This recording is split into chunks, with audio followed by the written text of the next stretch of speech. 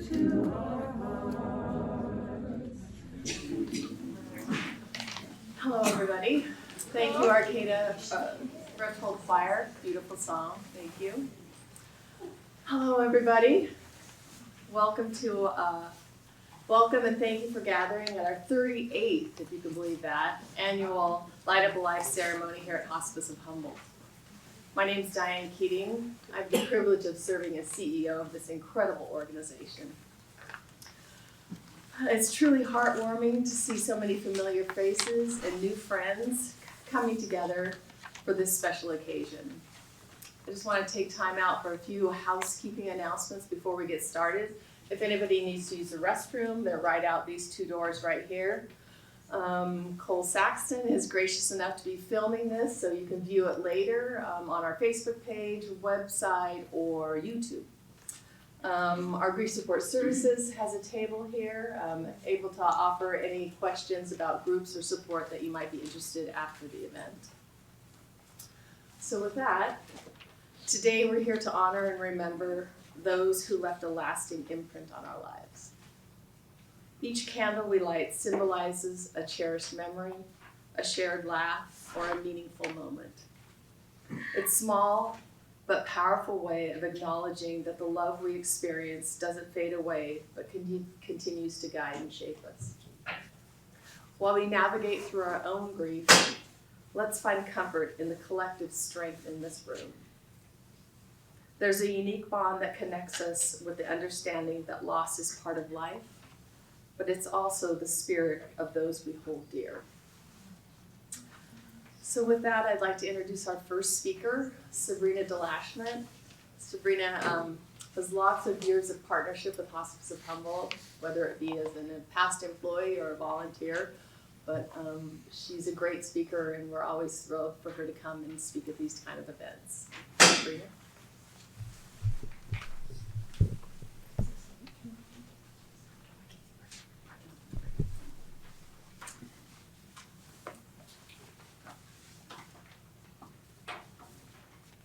Okay, good evening.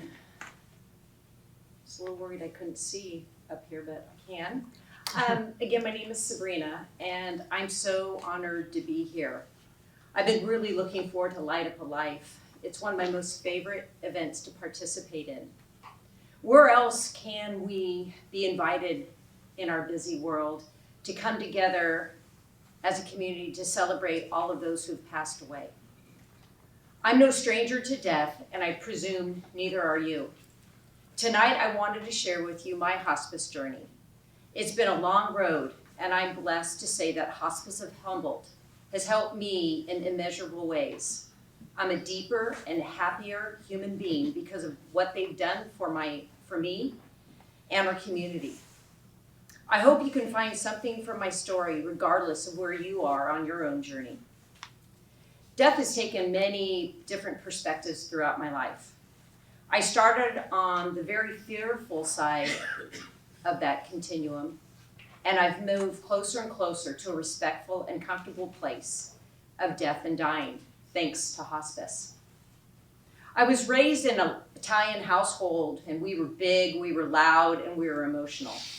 My dad was very much in charge, and he was always telling us exactly how he felt about us and everybody else. We all looked up to him and followed his lead on everything. You just acted in accordance with my dad. Then my dad's mom died, my beloved Italian grandmother, my Nonna. Nonna was everything to me. She was the shelter in my storm. She was my world. When she died, her name was never mentioned again in my father's home. If you brought up her name or looked at a photo, it was ridiculed. It was just too hard to talk about Nonna. Just the mention of Nonna put my dad into a rage. So that was that. The strategy just never felt right for me, but that was what I was taught, and I never did question that there might be another way to grieve. So I just pretended to be okay, but I never stopped talking to Nonna in my heart. Then when I was 40, my mom died, who lived on the East Coast. She was quickly put onto life support, even though she had told everybody all of her life she absolutely never wanted to be on life support. There she laid in the ICU because my stepfather went against her wishes and went towards his fear. I spent the next 2 weeks meeting with ethics committee and my stepfather trying to get my mother off the life support.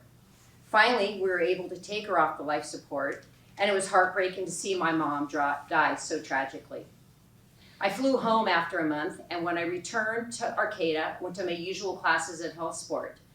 One of the women in one of my classes asked me, "Where have you been?" I told her the short version of what had happened to my mom, and her first question was she on hospice? Hospice? No, she wasn't on hospice. What's hospice? Well, that very day, I called up Hospice of Humboldt, and I begged them for me to be a volunteer.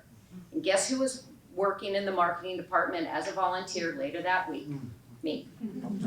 I felt manic to know everything about hospice and what they did. I wanted to ensure nobody made the mistakes that I did by not knowing hospice could help with the death. I felt so guilty about my mom's horrific death. Learning about hospice and letting others know about hospice services was my way of feeling like my mom could forgive me. But clearly, it was me who had to forgive me, not my mother. I ended up pretty quickly getting a full-time job at hospice, and at the time, it was my dream job. I was getting paid to go out to the public and tell them about hospice services. I was on my way to forgiving my mom, forgiving myself for my mother's horrible death. Since 2006, I've volunteered at hospice, I've worked at hospice, I've raised money for hospice, I've donated to hospice, and most recently, I've had hospice in my home to take care of both my in-laws, Doris and Wade. Working and volunteering for hospice is one thing, but having hospice coming into your house 2 different times nonetheless is a totally different thing. It was a no-brainer for a whole family to agree on getting hospice services from the very beginning. As a family, we knew we needed hospice. We needed them in our house to help us ensure we could provide our in-laws the best death possible. Even those little things like showers, hospice was there and they helped. I remember when my husband and I first moved in to take care of my ailing father-in-law in 2019. My husband was the one who always bathed his dad. Then hospice came into the picture and they offered home health aides, and in came Robert. My husband was reluctant to let Robert give him a shower. Robert assured him that he could be careful and thoughtful, and I encouraged my husband to just let Robert do his job. I knew Robert from hospice, and I knew he was a pro. I have to admit, we both stood outside the door listening to everything that was going on during that shower. Right away, we heard Robert asking the exact questions my father-in-law loved to answer. His stories about hunting, his time in the military, all of his hobbies. Robert was so gentle. He was such good company, and he was so intimate with my father-in-law. We knew immediately Robert was the perfect person to do this job. Hospice was there for all of us. Hospice was there for both of my in-laws. They were there at the beginning, the very long, dreadful middle, and the very hard end. We could have never had the courage or the resources to keep our loved ones at our house to die, just where they wanted to be, with all their family in their own home. I can say that honestly because of everything that I've learned from hospice. My mother-in-law had the most beautiful death a person could have had. It was like a Hollywood movie. There was so much love in the room. She was literally covered in rose petals, and we were all singing to her when she died. It was magical. It was so beautiful. And for me personally, it was so healing for me to see how far I had come with my own recognition of death and how much I had learned. I certainly didn't have the tools to help my own mother die, but I learned how to help my mother-in-law have a peaceful and loving death at home. My mother-in-law, Doris, died 1.5 years ago, and I think of her every single day. I have to say that I'm proud of how we were able to support her at home. As I prepared for the speech, I came to realize that it was then, when my mother-in-law died, is when I recognized that I had come full circle, and I could finally forgive myself for my mom's own tragic death. I was finally able to give a mother a death that was peaceful and beautiful. Hospice of Humboldt, thank you so much for the caring work that you do, all the life lessons you've patiently taught me and my family. And thank you for giving all of us here the opportunity to light up all of these lives. Thank you.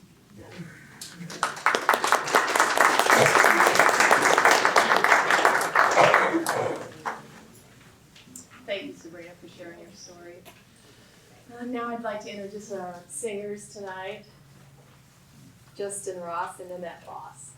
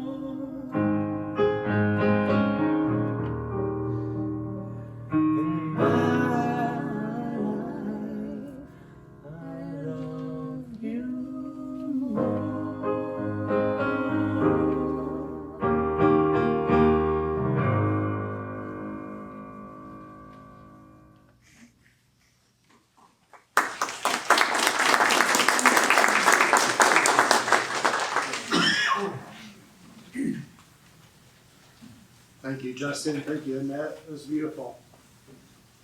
My name is Breedlove. I'm a chaplain here at Hospice of Humboldt. I started crying early on when I saw the names and the music, and Sabrina, thank you. It's beautiful.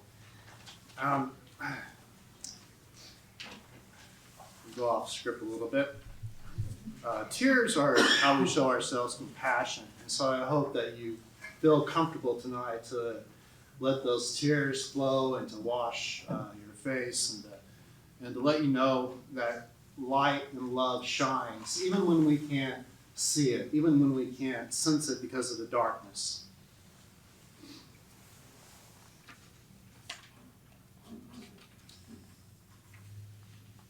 I want to offer some brief thoughts tonight about finding light in the darkest seasons of life. I want to acknowledge the light that shines within the patients and the loved ones that we here at Hospice of Humboldt serve. It's such an honor to come into your homes, to be with your loved ones, to see that light, to see that love, to hold their hands, to pray with them, to get to hear their stories, to honor and to affirm their presence and their essence. And I also want to acknowledge the warm compassion and tender kindness of my fellow colleagues. I have found that working with my colleagues here, that they are the salt of the earth. They are doing what they are called to do, and they have genuine love and light in their lives. And it's such an honor to work here among this wonderful staff and to be included in this great work that we do. There's a quote by the mystic Sufi poet Rumi, and Rumi says, "If everything around seems dark, look again. You may be the light." And I truly believe that. It's during these challenging times we often discover true strength within ourselves and the transformative power of embracing the present moment of being here and now. Beautiful, lucid awareness. Michael Singer writes in his book, The Untethered Soul, "It's often said that you must go through the darkest night in order to get to the infinite light." What I've learned as I've stumbled and stuttered through the darkest seasons of my life is that it's paramount to keep one's heart open, even despite the heaviness of emotions and depths of despair that we feel. The spiritual teacher Ram Dass once said, "The quieter you become, the more you can hear. In the midst of darkness, maintaining an open heart and a quiet mind can lead us to the whispers of hope and resilience that are often drowned out by the noise of despair." Back in October for our brick dedication, gosh, I can't believe it's December already. Back in October, we had our brick dedication, and the solar eclipse was happening. And as I was driving here, I was listening to my favorite local radio station, K-Hum, and the DJ that morning was advising and cautioning people not to look directly at the sun. Don't look at the sun. Instead, look at its reflection or look at its shadow or use some kind of filtering device to observe the eclipse. And I thought too that sometimes we are unable to directly see the source of light and love because of the harsh circumstances that we might be experiencing at those particular times in life. But it's also in those harsh moments when we can sense the source of light and love in the reflections and in the filters of our caring loved ones that watch over us. I often sense love and light within the patients and their loved ones that we serve and within my colleagues. Wendell Berry, a wonderful poet, writer, author, philosopher, he beautifully captures the essence of life's dance between light and dark, and he says this: to go in the dark with a light is to know the light. To know the dark, go dark. Go without sight and find that the dark too blooms and sings. During this winter solstice, coming up on December 21st, various traditions celebrate the return of light. It symbolizes hope, rebirth, and the promise of brighter days ahead. In these traditions, we find a universal acknowledgement that even in the depths of winter, the light is present, waiting to be uncovered. Ram Dass shared, "The spiritual journey is individual, highly personal. It can't be organized or regulated. It isn't true that everyone should follow one path. Listen to your own truth. Each person's journey to find light in the darkness is unique. It requires listening to our inner selves, acknowledging our struggles, and allowing our unique personal understanding of truth to guide us." Again, in Michael Singer's book, The Untethered Soul, he explains that your relationship with the sacred is the same as your relationship with the sun. If you hid from the sun for years and then chose to come out of the darkness, the sun would still be shining as if you had never left. You don't need to apologize. You just pick up your head and you acknowledge the sun. It's the same way when you decide to turn toward the source of pure light and love. You just do it. If instead you allow guilt and shame to interfere, it's just your ego blocking the divine source. You can't offend the divine one. Its very nature is light, love, compassion, protection, and giving. You can't make it stop loving you. It's just like the sun. You can't make the sun stop shining on you. You can only choose to not acknowledge it. The moment you practice lucid awareness of love and light, you'll see that the source of light and love is always present here and now.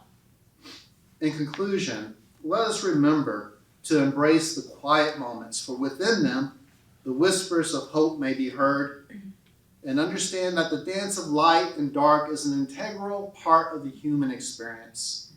And like the winter solstice, our darkest moments hold the potential for radiant transformation. Let us keep our hearts open, remain present in the here and now, and trust that just as the seasons change, so too will your circumstances. May we find solace in the knowledge that even in the darkest of nights, the light within us has the power to illuminate our path and to guide us towards the light of love within our own being. And if you're ever in doubt, I want to give you some help in finding the light.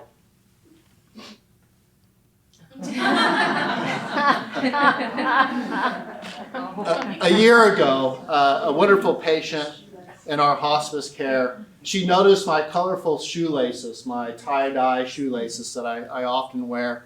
And she thought right away, oh, I have the perfect thing for you. And so she brought these and she gave these to me. So on special occasions, like tonight, here we are, I pull these out, I lace them up, and I push the light. The light of love, the light of life abides in your own very being. Keep your heart open, and that light and that love will be faithful to lead you all the days of your life, and may it be so. And at this time, I'm going to ask you to find the little candle that was on your chair.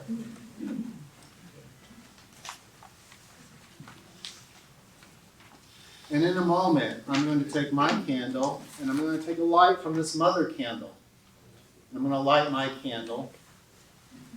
And as we pass the flame of light around, and we light all of our candles, as you're lighting your candle, if you have a name of somebody you cherish, somebody you would like to honor, somebody you would like to remember, speak their name.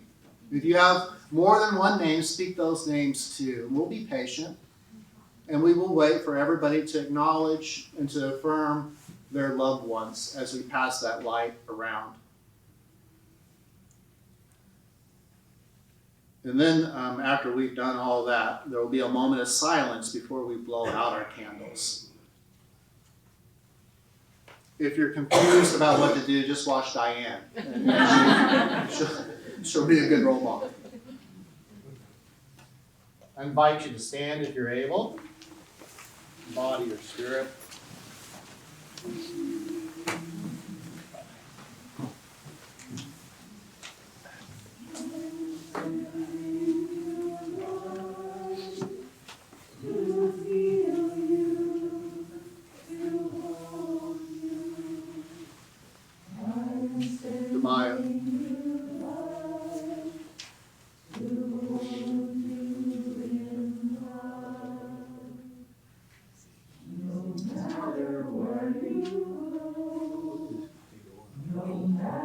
Try it again.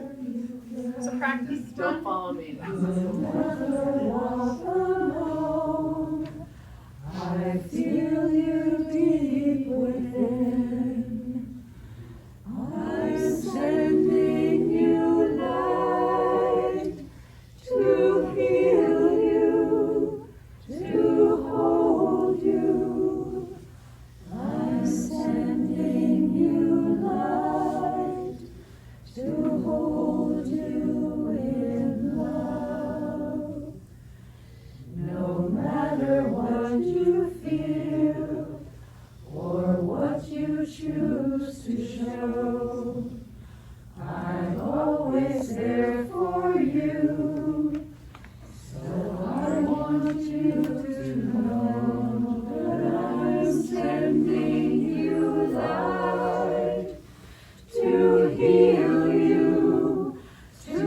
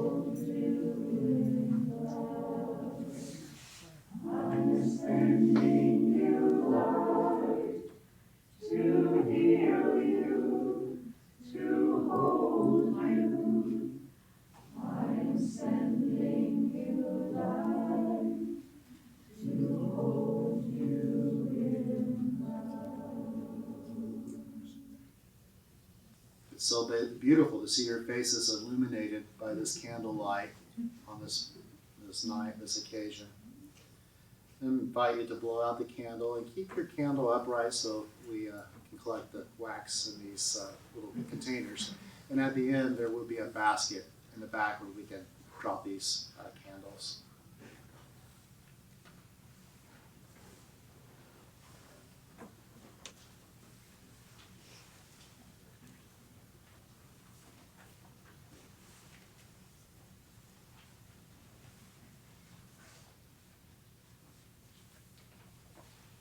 You may be seated.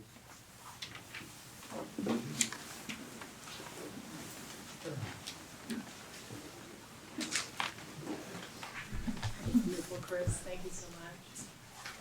And now I'd like to introduce our next singer, Jenna Rydz.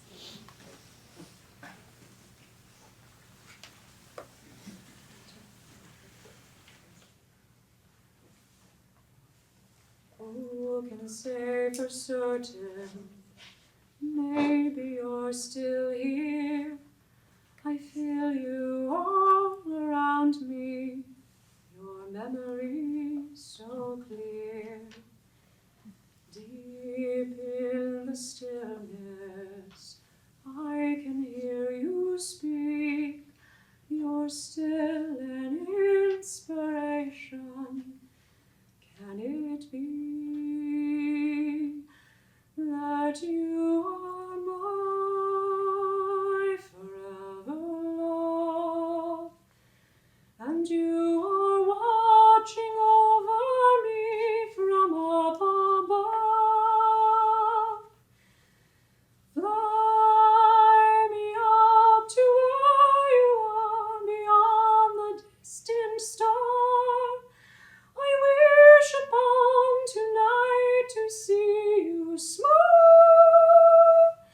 if only for a while to know you're there. A breath away is not far to where you are. Are you gently sleeping here inside my dream? And isn't faith believing all power can't be seen? As my heart holds you just one beat away, I cherish all you gave me every day.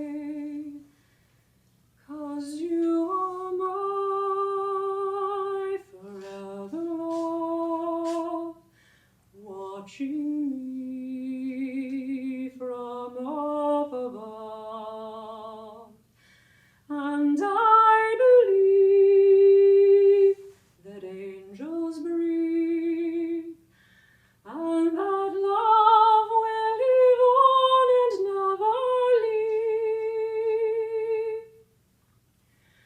Fly me up to where you are beyond the distant star.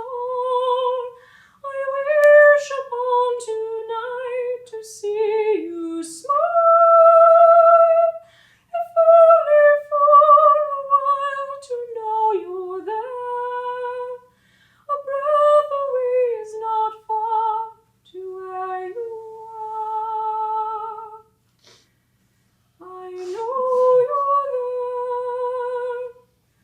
A breath away is not far to where you are.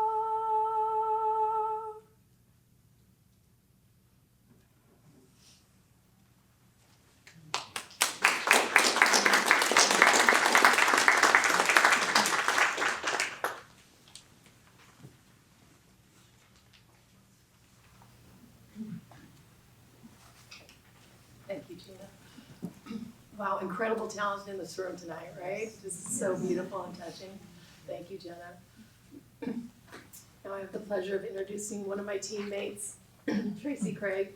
It's one of our clinical managers here at Hospice and really is the true heart of Hospice. So she's here to share her hospice story with you.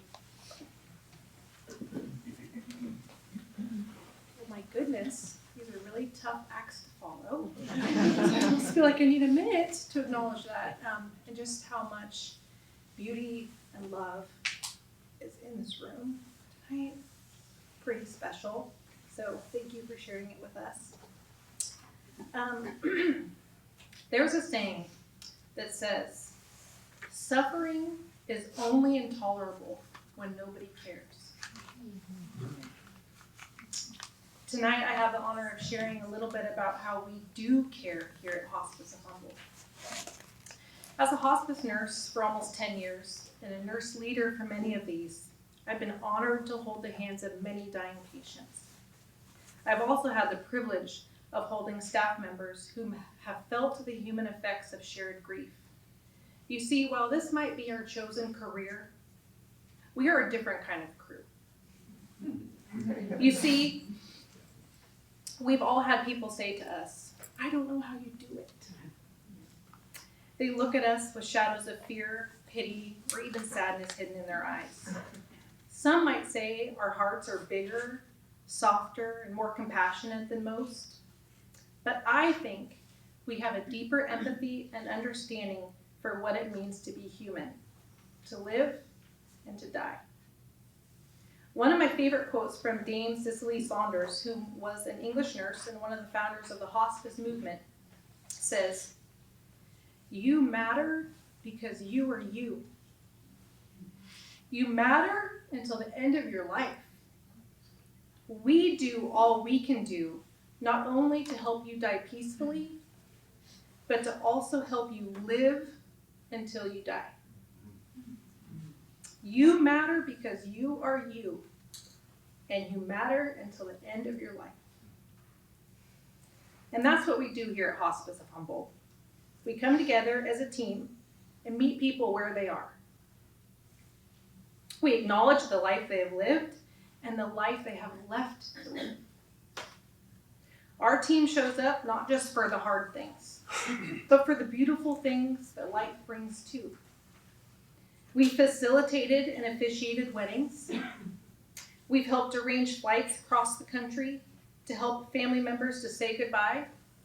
We've helped others reconnect and mend fences. We've opened our doors here at our hospice house to give our community members a beautiful place to pass away, their family and loved ones present. We've not only created a warm, loving space at our hospice house for a beloved grandmother to pass away with dozens of family members at her bedside, but we've also given sacred, warm, loving space to a young man to die rather than within the cold, hard walls of our county jails. Wow. For our team, building relationships and connecting spiritually and emotionally with our patients and families during their life transitions are both professionally and personally rewarding. We celebrate your victories and we honor your suffering. Over the years, Hospice of Humboldt has created sacred space and rituals to honor the lives we have touched, and also those whom have truly touched ours. Each week we meet as a team to discuss our patients together, asking what are their goals in their coming weeks? How well are their symptoms being managed? What challenges are they facing? What victories have they had? Then together as a team, we hold open, sacred space for a staff bereavement, sharing the losses that occurred that week. A candle is lit. A team member will choose a stone that best represents the person, sometimes picking the smallest, daintiest one, sometimes the softest, the chunky, hard ones, sometimes the most unique. We'll share what we've learned about that patient's life. We acknowledge and honor how that person and family's experience touched or imprinted upon our lives too. Each stone is then passed, held, and blessed by another. Then, once a year at our Harvest of Blessing ceremony, we gather together behind our Ida Emerson Hospice House as a complete team. We take turns taking the stones, each representing a life lost, blessing them again. We lay the stones in our stream of blessings. Hugs, smiles, and tears are shed, as sometimes a familiar stone reignites a memory or a lesson learned from that person. If you're ever able to take the opportunity to go behind our hospice house and take a look at our stream of blessings, you might feel the energy and immense love that's collected there.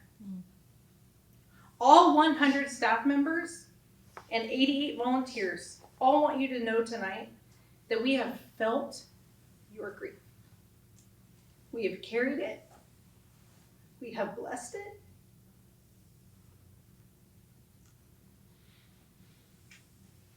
We honor it.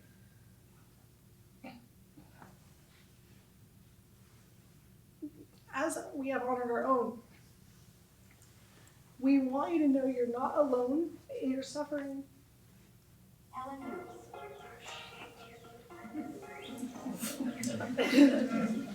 Good music. Because you matter, because you are you, and you matter until the end of your life. We will do all that we can to not only help you die peacefully, but also live until you die. Thank you. We are truly honored to have been on this journey with you. Thank you for being here tonight. Thank you.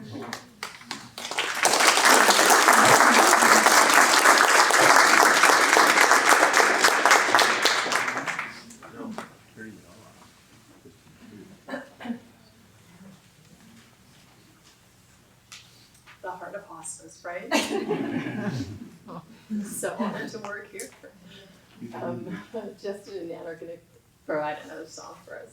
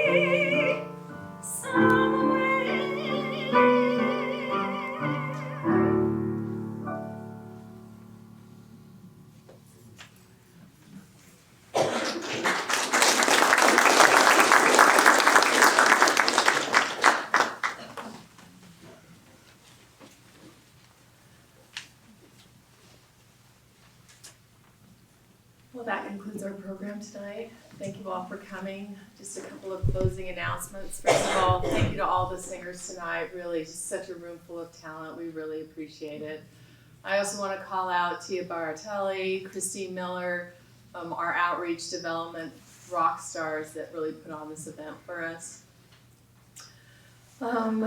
Let's see here. The chapel is open this evening. If you would like to take an opportunity to tour the chapel, I encourage you to do so. It's a beautiful space. There's a donation table outside this room here that has keepsake ornaments as well if you're interested in that. If you have any questions about Life to Life, Tia and Christine are available. Any questions about hospice, please come up to me and let me know. And of course, again, grief support services available. So thank you all for coming. Thank you.